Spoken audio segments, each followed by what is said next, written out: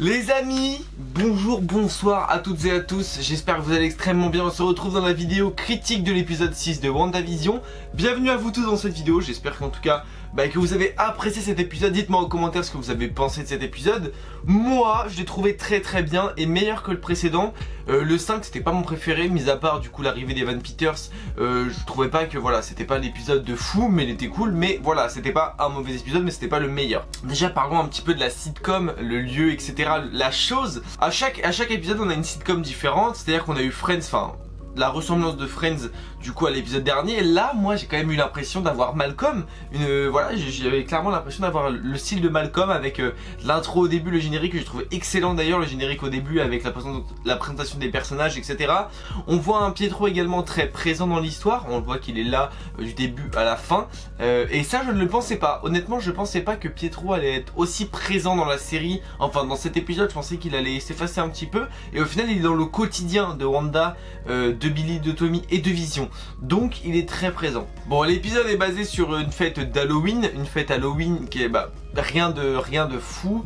En soi voilà, c'est Halloween, les parents veulent fêter Halloween, toute la ville fête Halloween, et donc les enfants cherchent des costumes, les parents cherchent des costumes, et donc c'est là où on a les fameux costumes des comics d'ailleurs que j'ai là, les deux pops que j'ai là, voilà les deux pops que j'ai là avec Wanda et Vision. Donc c'est des costumes des comics, c'est ceux qu'ils avaient dans les comics Wanda et Vision, et ainsi que Quicksilver et Billy et Tommy. Donc ça c'est une très belle rêve parce que tous les 5 personnages, principaux ont les costumes des comics, donc ça c'est assez cool. Du coup on retrouve notre Pietro, mais Pietro le problème c'est qu'il est très mystérieux dans cet épisode, et dans les épisodes précédents, dans l'épisode aussi précédent quand il arrive tu sais pas qui il est, et en fait tu sais toujours pas qui il est vraiment, qui l'a fait venir, et juste t'as plus d'interrogations autour de ce personnage. On voit Wanda qui l'expulse à la fin en lui mettant un coup comme ça.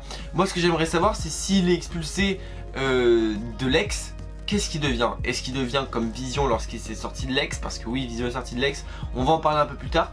Voilà, qu'est-ce qu'il fait s'il sort? Du coup alors on a Pietro et Wanda qui parlent de leurs souvenirs d'enfance, mais Wanda pose des questions à Pietro, mais Pietro n'arrive pas vraiment à répondre à ces questions.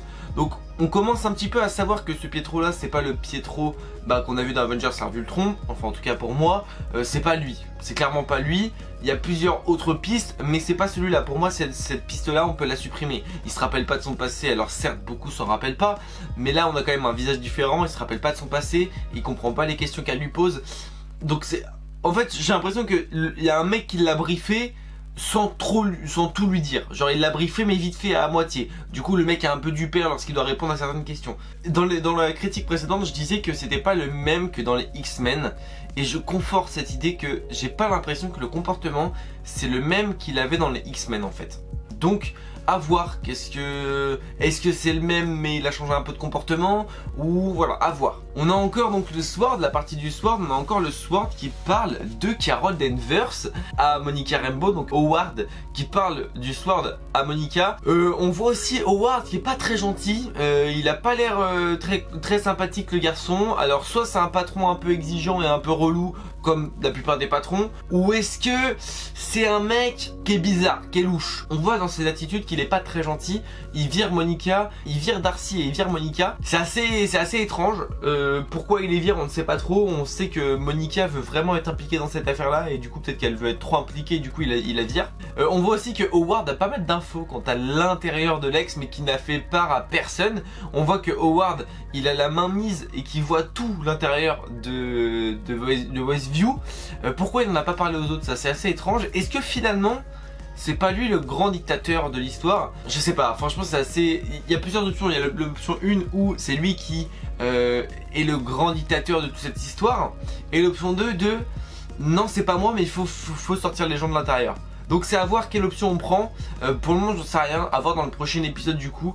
Mais il est très louche en tout cas dans cet épisode là. Il est assez bizarre parce qu'il a pas mal d'infos secrètes qu'il ne fait part à personne, et c'est pas mal de choses qu'il ne dit pas, et donc c'est assez étrange. On a du coup une sorte de petit groupe de 3 qui va pas durer très longtemps mais qui se crée, qu'on a vu d'ailleurs dans les précédents épisodes. Monica, Jimmy et Darcy. Au fait que ils virent les deux, et Jimmy se met avec Monica pour l'aider à re-rentrer dans l'ex.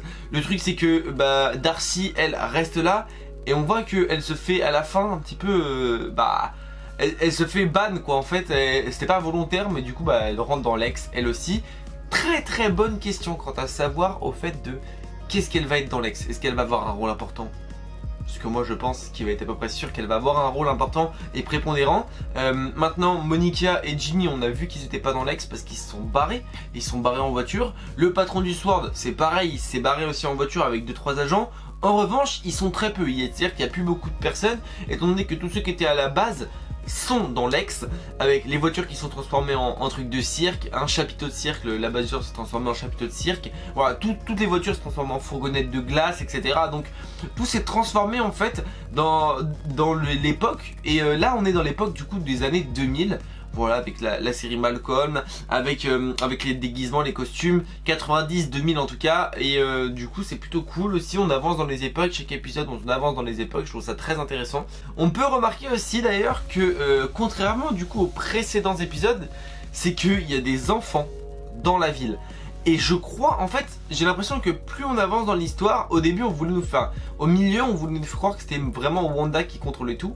Et là j'ai l'impression que plus on avance et plus on nous fait dire que Wanda contrôle peut-être des trucs, mais elle contrôle pas tout. Avec l'arrivée de Pietro, avec l'arrivée des enfants, et l'arrivée des enfants c'est pas elle qui l'a souhaité, parce que justement quand Pietro lui demande machin, les enfants tu les avais cachés où machin, elle comprend pas trop en fait, et du coup je pense qu'il y a quelque chose d'autre au-dessus de Wanda, comme je l'ai fait d'ailleurs dans ma dernière vidéo, donc n'hésite pas à la voir, t'as le petit i information pour y aller. Voilà, donc il y a des choses qui sont pas compréhensibles. À voir maintenant quel rôle ça va être ce master au-dessus. On voit aussi que plus t'approches de la barrière et plus il y a des bugs. C'est un peu des sortes, en gros le tour des barrières est proche des barrières.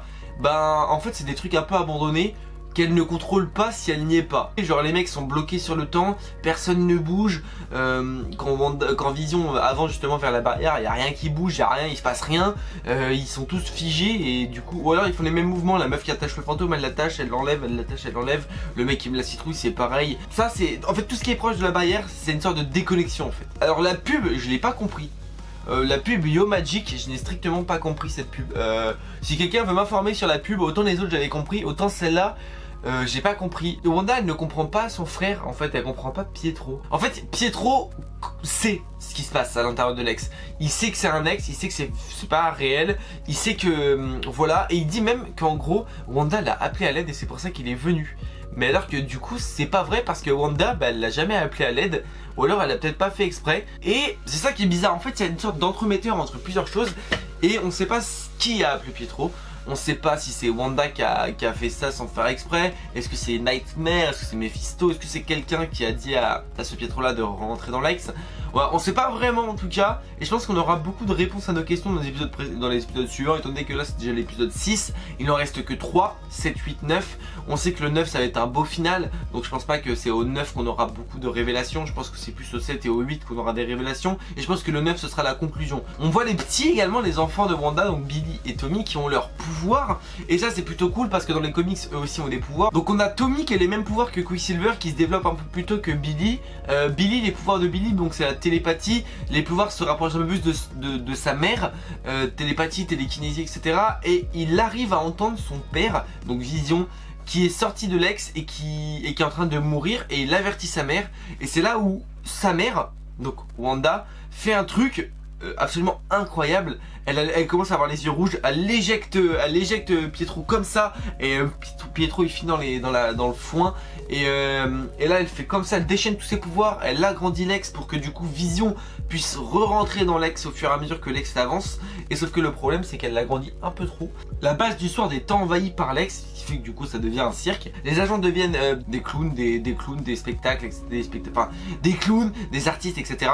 On a Darcy aussi qui est du coup qui est dedans l'ex. Alors elle, qu'est-ce qu'elle deviendra, je ne sais pas. On avait également Vision. Du coup ma théorie était bonne, enfin en tout cas plus ou moins dans ma dernière vidéo, quand je disais que Vision, lorsqu'il sortira, il mourra. Et bah du coup j'ai eu raison, dans le sens où quand Vision sort de l'ex, et bien il se décompose, il perd tous ses membres, toute son armure, tout revient dans l'ex. Alors ça par contre c'est assez intriguant. Pourquoi ça revient dans l'ex? Je pense c'est parce que du coup il est vivant uniquement dedans, et du coup ça revient à l'intérieur, et quand il est dehors il est mort, donc peut-être que ça revient dedans vu que c'est Wanda qui l'anime et qui le fait vivre. Du coup je me dis que les enfants ça devrait être pareil, parce que c'est une création qui est faite à l'intérieur et non pas à l'extérieur. Donc pour moi, à l'extérieur ils n'existaient pas, donc pour moi si les enfants sortent, ben ça sera pareil, surtout que Wanda dit aux enfants de ne pas sortir. Donc est-ce qu'elle leur dit de ne pas sortir parce qu'il y a le Sword ou parce qu'elle veut pas qu'ils meurent? Mais du coup je pense que c'est un peu comme Vision, si les enfants sortent, ils meurent. Pietro, c'est en fait Pietro il sait tout mais c'est pas elle qui le contrôle. Elle est même étonnée de savoir que lui sait tout. Et elle ne sait pas comment ça se fait, mais je pense qu'on va vite le découvrir. Et on a également Wanda en fait qui ne sait pas comment tout ça est arrivé. Elle dit justement qu'au début elle était, donc après les événements de Endgame, elle était justement un peu du père. Elle était dans le néant absolu et tout. Et après elle a construit ça. D'où en fait le fait qu'il y ait, et c'est quasiment sûr maintenant, qu'il y ait quelqu'un au-dessus qui la contrôle. Ma théorie de Nightmare, elle tient encore la route, et celle de Mephisto aussi. Dans le sens où en fait, Mephisto c'est le diable, c'est tout ce qui est rouge. Et dans les yeux de Wanda, après elle aussi ses pouvoirs c'est l'ex, justement elle a des pouvoirs de la magie X. Et ses pouvoirs sont rouges, mais lorsqu'elle casse tout et qu'elle veut agrandir l'ex, ses yeux deviennent rouges vifs. Et donc est-ce que c'est quelqu'un qui agit sur elle ou est-ce que c'est ses pouvoirs qui reprennent le dessus? Je sais pas trop en vrai. Est-ce que c'est pareil? Est-ce que c'est des gens qui sont au-dessus de lui, au-dessus d'elle pardon? Ou est-ce que c'est ses pouvoirs qui la contrôlent plus ou moins? Voilà, on a déjà vu des personnages avec des pouvoirs qui les rend fous. Est-ce qu'elle c'est peut-être un petit peu pareil? Ses pouvoirs prennent un peu le dessus sur elle, sur sa mémoire, sur sa conscience? Je sais pas. En vrai il y a beaucoup de questions. Maintenant on va voir si on va y répondre. Je pense que oui forcément à la fin de la série. Mais encore pressé d'être la semaine prochaine. Très bel épisode en tout cas. Agnès, gros mystère dans cet épisode. Agnès qui est complètement perdue. Agnès, donc c'est pas la Agnès qu'on a connue dans les autres épisodes. Et là la théorie sur Agatha Harkness, elle tient pas la route sur cet épisode en tout cas. Parce que elle devient normale et lambda comme un autre habitant. Elle est lambda, elle est du père aussi. Lorsque Vision la touche, elle est là, oh un Avengers. Vision il comprend pas parce qu'il se rappelle pas de son passé. On a également Herb. Alors Herb a réussi à prédire ce qui allait se passer en avance. C'est-à-dire que les événements ne se sont pas passés, que lui les retranscrivait déjà. Il y avait quelqu'un à l'oreillette qui lui donnait des informations. Qui est cette personne? On n'en sait rien. En fait il y a une grosse intrigue autour de qui est vraiment derrière tout ça. Voilà les amis, je pense avoir fait le tour de cet épisode. Dites-moi ce que vous avez pensé de cet épisode en commentaire, vos théories sur la suite, sur les épisodes 7, 8 et 9. Dites-moi aussi ce que vous avez pensé de cette vidéo. N'hésitez pas à aller voir les anciennes vidéos, que ce soit des critiques ou mes vidéos en rapport avec Wanda et Vision. N'hésitez pas, en ce moment je fais pas mal de vidéos là-dessus, donc n'hésitez pas. Je vous invite bien sûr à vous abonner si vous n'êtes pas encore abonné, à liker cette vidéo et à la partager, ça me fait extrêmement plaisir. Je vous souhaite une très belle journée et une très bonne soirée suivant quand est-ce que vous regardez la vidéo. Je vous fais des bisous les amis, n'oubliez pas de grands pouvoirs impliquent de grandes responsabilités. Ciao.